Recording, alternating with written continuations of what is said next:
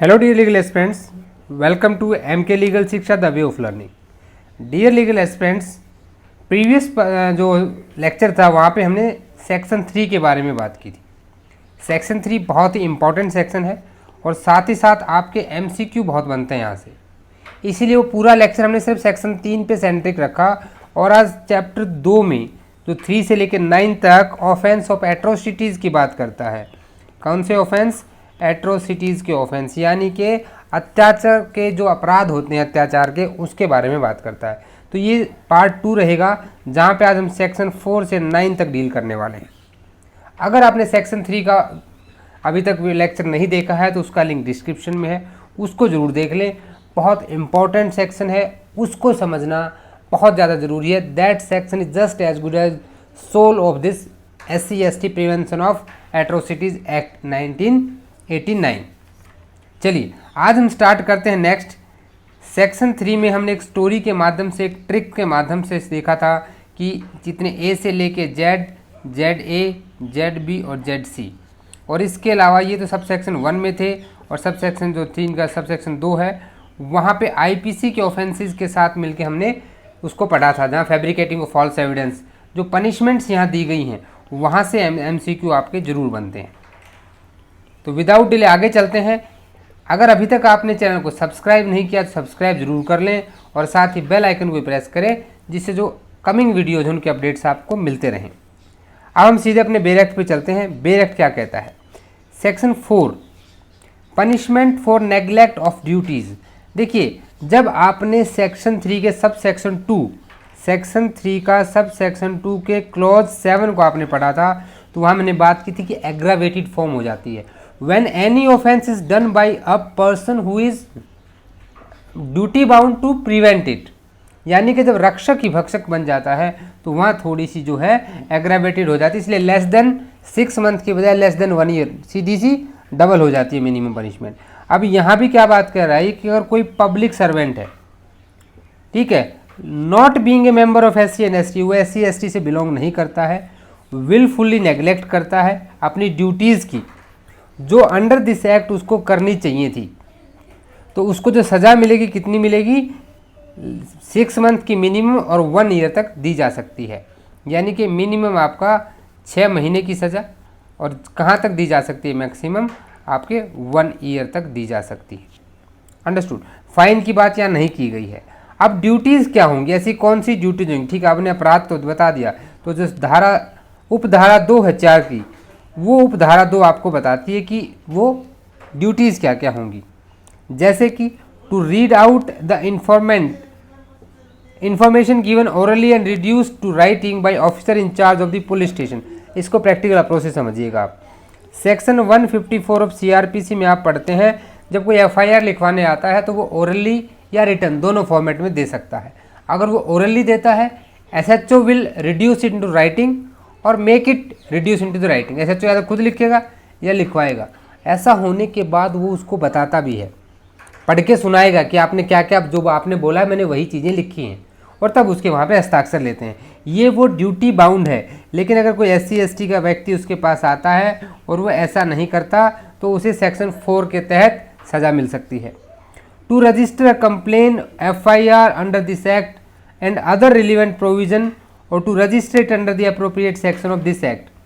अब भाई SC ST act की कोई कंप्लेन लेके पहुंचता है, इन्फॉर्मेशन लेके पहुंचता है, वो कंप्लेन करने से, वो FIR करने से मना करता है, तब यहाँ पे टू फर्निश अ कॉपी, जब आप धारा 154 की उपधारा 2 यानी कि सेक्शन 154 सब सेक्शन 2 ऑफ CRPC पढ़ते हैं, तो इन्फॉर्मेंट को एक कॉपी दी जाती है उसकी FIR की, ठीक है। तो यहाँ पर वो अगर कॉपी देने से मना करेगा, to record statement of witness and victims 161 CRPC से लिंक करके पढ़ते रहना। ये कोई नए प्रोविजंस नहीं है जो मतलब आपको बहुत ज़्यादा रटने में दिक्कत आएगी। To conduct investigation to file chargesheet in special court और the exclusive special court within a period of 60 days. जो इम्पॉर्टेंट चीज़ यहाँ पे आ गई कि within a period of 60 days, जैसे वहाँ पे 173 के सब सेक्शन 2 ऑफ CRPC में चार्जशीट फाइल की जाती है, वैसे यहाँ पे स्पेशल कोर्ट है या एक्सक्लूसिव स्पेशल कोर्ट है। एक्सक्लूसिव स्पेशल कोर्ट कहाँ डिफाइन है बताइए? 2(1) के बी डी में, और 2(1) के डी में स्पेशल कोर्ट है, बी डी बड़ा कोर्ट है, ठीक है, इसलिए वहाँ पे बी डी साथ में आ गया है। तो इस तरह से आपको याद रखनी है चीज़ें। 60 दिन के अंदर उसको देना है। तो यहाँ पे the time limit to file the chargesheet, to submit the chargesheet 60 days, बहुत इंपॉर्टेंट MCQ है यहाँ से। To correctly prepare, frame, translate any documents और electronic records, to perform any duty specified in this act.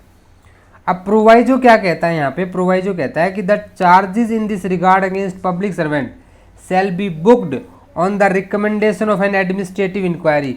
भाई administrative inquiry जरूर होगी उसके खिलाफ, ऐसा नहीं है कि सीधा डायरेक्ट हो जाएगा, एक तरह से सैंक्शन है, that is through the administrative inquiry.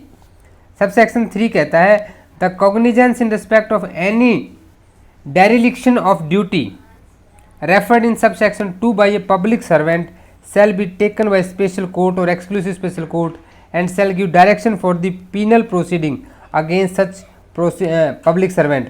अब वहाँ पे स्पेशल कोर्ट और एक्सक्लूसिव कोर्ट क्या करेंगे, उसे उसके खिलाफ वो कॉग्निजेंस लेंगे और आदेश जारी करेंगे कि इसके खिलाफ भी क्या किया जाए, ऐसी कार्रवाई की जाए।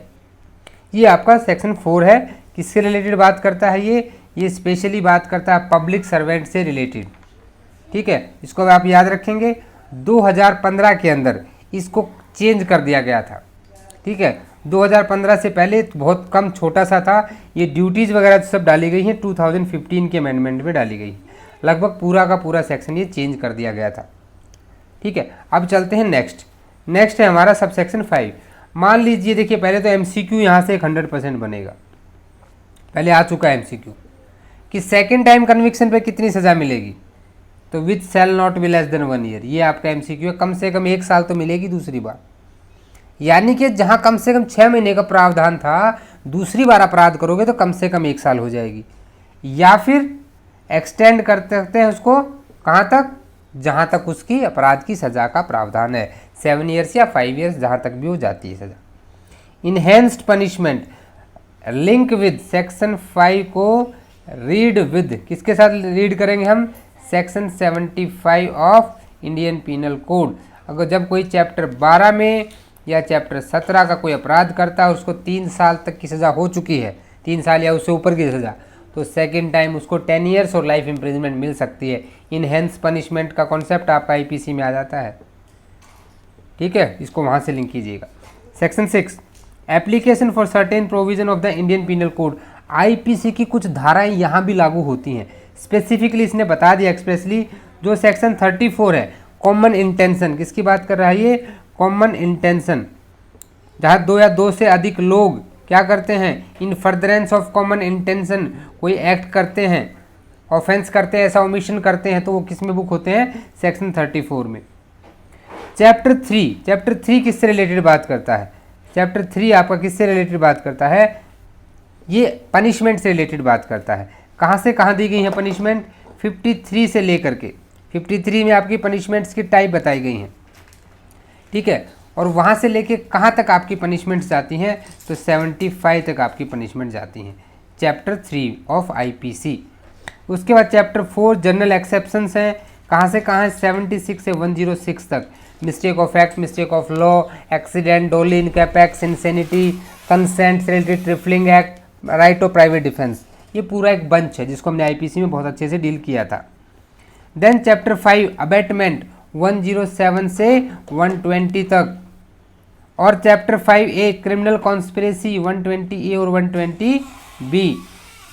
अंडरस्टूड। अबेटमेंट और क्रिमिनल कॉन्स्पिरेसी की चीज़ें भी यहाँ पे लागू हो जाती है। उसके साथ में सेक्शन 149 जो कॉमन ऑब्जेक्ट की बात करता है, एंड चैप्टर 23 किससे डील करता है, देखिए जब किसी भी ऑफेंस के अटेम्प्ट की पनिशमेंट एक्सप्रेसली ना दे रखी हो, in that condition what we will do, we will follow the chapter 23 section number 511 chapter number 23 of Indian penal code. तो ये सारे के सारे जो यहाँ पे लागू हो जाएंगे, लेकिन आपको ये पता होना चाहिए कि IPC में कौन सी चीज़ कहाँ दे रखी है। अब जब आप पनिशमेंट पढ़ते हैं, वहाँ फोरफीचर ऑफ प्रॉपर्टी भी है। अब फोरफीचर ऑफ प्रॉपर्टी क्या होगा कि जब किसी भी व्यक्ति को जो कन्विक्ट किया गया है, जिसको कन्विक्शन मिला है अंडर दिस चैप्टर, यानी कि जहाँ पे ऑफेंस ऑफ एट्रोसिटीज़ का ऑफेंस अगर किसी ने किया और उसको सज़ा मिली है, तो वहाँ पे पनिशमेंट के साथ साथ में एडिशनली क्या अवॉर्ड किया जा सकता है कि उसकी कोई भी प्रॉपर्टी, चाहे वो मूवेबल या इमूवेबल हो या दोनों को, जो उस व्यक्ति से बिलोंग करती हैं, वो गवर्नमेंट को फोरफिट कर दी जाएंगी। क्या कर दी जाएंगी? गवर्नमेंट को फोरफिट कर दी जाएंगी, संपहरण कर दिया जाएगा। ठीक है, हिंदी थोड़ी डिफिकल्ट है, हिंदी साथ साथ पढ़ते रहा करें। Where any person is accused of offence under this chapter it shall be open to the special court trying him to pass an order that all or any property movable or immovable both belonging to him shall during the period of such trial। अब मान लीजिए ए के ऊपर SC/ST act के तहत trial चल रहा है, तो कोर्ट चाहे तो केस के स्टार्टिंग में इसकी प्रॉपर्टी को अटैच कर लेगा, अभी सेल नहीं करेगा, जस्ट अटैच कर लेगा, सो दैट जो भी लास्ट में फाइन लगाया जाए that fine can be recovered from that property. अब मैंने आपको प्रिजम्पशंस की बात की थी, presumption of law and presumption of fact Indian evidence act के section 4 of Indian evidence act में हम अच्छे से पढ़कर आए हैं। May presume, shall presume, conclusive proof. अब पहली चीज़ तो मैं बता दूं कि यहाँ पे प्रिजम्पशन ऑफ लॉ होती है रिबटेबल नेचर की। कोई पूछे कैसी प्रिजम्पशन है, तो प्रिजम्पशन ऑफ लॉ है, और ये किस नेचर की है? आपकी रिबटेबल नेचर, यानी कि खंडनीय है, ये खंडनीय है यहाँ पे। तो ये सीधी सी बात ये कह रहा है कि यहाँ तीन ग्राउंड बताए गए हैं। ठीक है, सबसे पहला ग्राउंड तो क्या है कि कोई व्यक्ति किसी को ऐसा अपराध करने के लिए धन की सहायता देता है, फाइनेंशियली सपोर्ट करता है, फाइनेंशियल असिस्टेंस करता है। ठीक है, तो यहाँ हम सीधी सी ये चीज़ मानेंगे कि कोर्ट प्रिज्यूम करेगा कि उस व्यक्ति ने अबेटमेंट किया है इस अपराध का। आपने ए ने बी को फाइनेंशियली हेल्प किया कि वो SC और ST के खिलाफ कोई ऐसा अपराध करे, ऑफेंस ऑफ एट्रोसिटीज़ करे, तो ये मान लेगा कोर्ट सेल्फ प्रिज्यूम, यानी कि कोर्ट तो मान लेगा, जब तक कि आप चाहो तो उसे रिबट कर सकते हो, डिस्प्रूव कर सकते हो, अनलेस कॉन्ट्रैरी इज प्रूव्ड। अब फिर आता है कि कोई सीक्वल बनाया जाता है, जैसे मूवीज़ में क्या होता है ना, सीक्वल बनते हैं ना, वैसे ही यहाँ पर भी वही बात की गई है कि मान लो कहीं पे ग्रुप ऑफ पर्सन है जो ऑफेंस कमिट करता है, अगर ये प्रूव हो जाता है कि जो ऑफेंस कमिट हुआ है वो उनका पहले से एग्जिस्टिंग प्लान का कोई सीक्वल है, तो कोर्ट यहाँ प्रिज्यूम कर लेगा कि उन्होंने कॉमन इंटेंशन में, committed in furtherance of the common intention section 34 of Indian penal code और in prosecution of the common object 149 of Indian penal code, तो उसी के तहत आपने काम किया है, ऐसा कोर्ट की अवधारणा रहेगी। चलिए, जो सबसे लास्ट है इसको इंसर्ट किया, ये पहले यहाँ नहीं था। ठीक है, इसको 2015 में इंसर्ट किया गया इस पर्टिकुलर सब सेक्शन 3C को। अब ये क्या कहता है कि कोर्ट क्या प्रिज्यूम करेगा? मान लीजिए कोई व्यक्ति को पहले से ये नॉलेज थी कि अभी ए ने बी को रास्ते पे रोका और उसको डरा धमका के उसको लूट लिया। ठीक है, आपने कहा कि ये एक्सटॉर्शन है, IPC के तहत ये एक्सटॉर्शन है, लेकिन अगर ए को पहले से पता था कि ये व्यक्ति SC या ST कम्युनिटी से बिलोंग करता है, तो कोर्ट यहाँ पे ये मान लेगा कि भाई तुम्हें पता था उसकी आइडेंटिटी, तो तुमने SC ST वाले उसको समझ के जानबूझ के उसके साथ ऐसा अपराध कारित किया है। ठीक है, अब आता है conferment of the powers. Conferment of power क्या है कि कोर्ट क्या कर सकता है, किसी भी अपने ऑफिसर को, सॉरी CRPC में चाहे कुछ भी दे रखा हो, हमें उससे कोई मतलब नहीं है। CRPC में क्या दे रखा है, हमें इससे कोई भी मतलब नहीं है।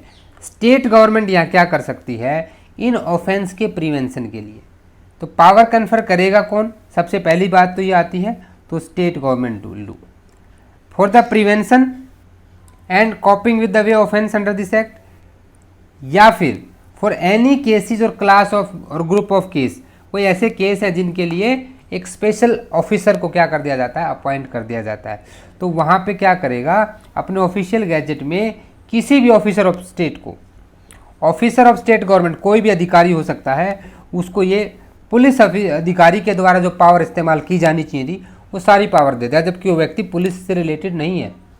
ये जो है ये स्टेट गवर्नमेंट के किसी डिपार्टमेंट में नौकरी करता है। स्टेट गवर्नमेंट ने क्या किया कि भी ठीक है, तुम सो एंड सो डिस्ट्रिक्ट में, रोहतक डिस्ट्रिक्ट के अंदर you will do all this duties to prevent the act of SC ST, you will deal such group of cases, such these cases की लिस्ट उसको दे दी जाती है। तो यहाँ पे जो ये पुलिस के तरह से रोल करेगा और जितने भी अधिकारी हैं पुलिस के और जितने दूसरे गवर्नमेंट अफसर हैं वो उसको असिस्ट करेंगे इसी तरह से जैसे कि मान लो वो पुलिस अधिकारी ही है वहाँ पे। ठीक है। The provision of the code shall as far as may be applied to exercise power by an officer under subsection 1। अब प्रोविजन ऑफ कोड जहाँ पे सेक्शन 32 ऑफ सीआरपीसी में पावर दी जाती हैं, अंडरस्टूड। और पावर ले कौन सकता है? जो देगा वही ले भी सकता है। ठीक है। तो 33, 34 इन तीनों सेक्शनों को सीआरपीसी में पढ़िएगा। ये पावर के conferment and withdrawal of power की बात करते हैं। तो आज ये कंप्लीट हो गया है, यहाँ तक आपका पूरा कंप्लीट हो गया है चैप्टर 2। यहाँ तक किसी को किसी तरह कोई डाउट है तो बताइए। इसके बाद फर्दर सेक्शन चैप्टर 3 को हम नेक्स्ट क्लास में स्टार्ट करेंगे। तो जो चैप्टर 2 है offence of atrocities from section 3 से लेकर के कहाँ तक जाता है? ये 9 तक जाता है। ये आपका बहुत इंपॉर्टेंट है, यहीं से एमसीक्यू बहुत सारे बनते हैं। ठीक है। तो कोई भी एमसीक्यू में छोड़ना नहीं है। अगर आपको वीडियो सही में अच्छा लगा है तो मेरी आपसे रिक्वेस्ट है कि इसे लाइक कर दें, साथ ही साथ अपने दोस्तों में शेयर भी करें और कमेंट करके ज़रूर बताएं। मैं without delay without any extra things आपको बिल्कुल सिर्फ कोशिश कर रहा हूँ कि एग्ज़ाम पॉइंट ऑफ व्यू से जल्दी आपका ये सिलेबस कवर हो जाए। सो प्लीज़ अगर आपको वीडियो सही में अच्छे लगते हैं तो शेयर ज़रूर करें। मिलते हैं अगले पार्ट में इसके सेक्शन 10 के बाद साथ कि ऐसे लोग जो ऐसा अपराध करें उन्हें किस तरह से निकालेंगे, इन चीज़ों को समझेंगे नेक्स्ट लेक्चर में। जुड़े रहिए एमके लीगल शिक्षा के साथ। तब तक के लिए जय हिंद, जय भारत।